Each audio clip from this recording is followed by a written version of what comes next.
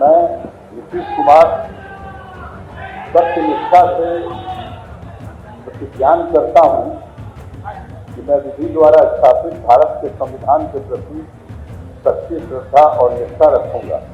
और मुख्यमंत्री पद से इस्तीफा देने के 6 घंटे बाद ही मुख्यमंत्री बन गए नीतीश कुमार। इसी के साथ एक बार फिर नीतीश कुमार देश में सबसे ज्यादा बार सीएम पद की शपथ लेने वाले मुख्यमंत्री बन गए।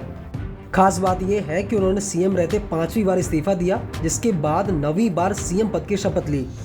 नीतीश कुमार ने अपने राजनीतिक सफर में 7 दिन के सीएम से लेकर 9वीं बार के सीएम तक का सफर तय किया है। हालांकि ये सफर उतना आसान नहीं था जितना दिखता है। नीतीश कुमार के जीवन में एक वक्त ऐसा भी आया था जब वो राजनीति छोड़कर ठेकेदारी मारने का मूड बना चुके थे। आइए इस वीडियो में जानते हैं नीतीश कुमार का राजनीतिक सफर और जानते हैं उनके पहली बार सीएम बनने की कहानी।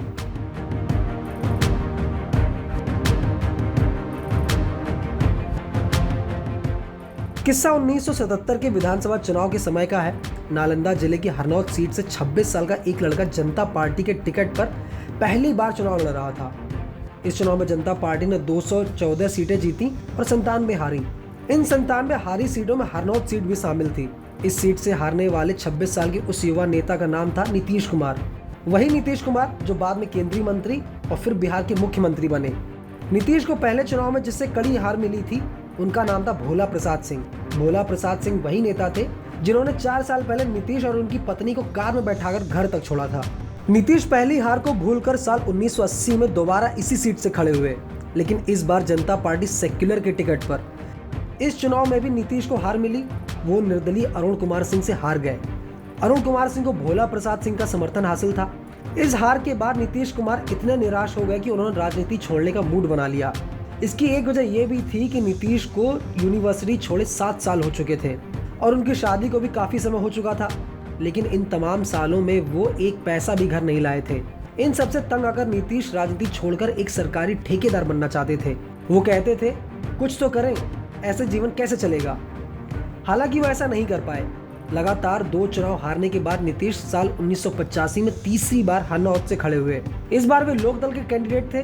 इस चुनाव में नीतीश 21,000 वोटों से जीते। उन्होंने कांग्रेस के ब्रजनंदन प्रसाद को हराया। साल 1985 में पहली बार विधायक बनने के बाद नीतीश साल 1989 के लोकसभा चुनाव में बाढ़ से जीतकर लोकसभा पहुंचे। उसके बाद साल 1991 में लगातार दूसरी बार यहीं से लोकसभा चुनाव जीते। नीतीश ने आखिरी बार साल 1995 में विधानसभा चुनाव लड़ा था। हालांकि उन्होंने बाद में इस सीट से इस्तीफा दे दिया और साल 1996 के लोकसभा चुनाव में खड़े हुए।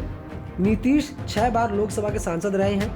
तीसरी बार 1996, चौथी बार 1998 और 5वीं बार 1999 में लोकसभा चुनाव जीते। अब आया साल 2000, जब विधानसभा चुनाव में किसी एक पार्टी या गठबंधन को बहुमत नहीं मिला था।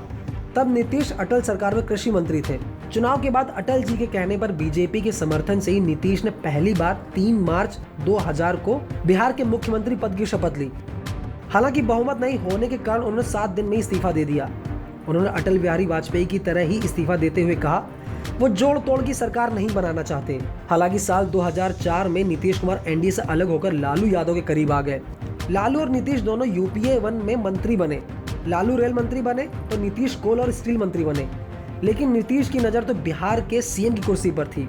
साल 2005 के विधानसभा चुनाव से पहले वो वापस एनडीए में आ गए और अक्टूबर 2005 के चुनाव में एनडीए को बहुमत मिला और नीतीश कुमार सीएम बन गए।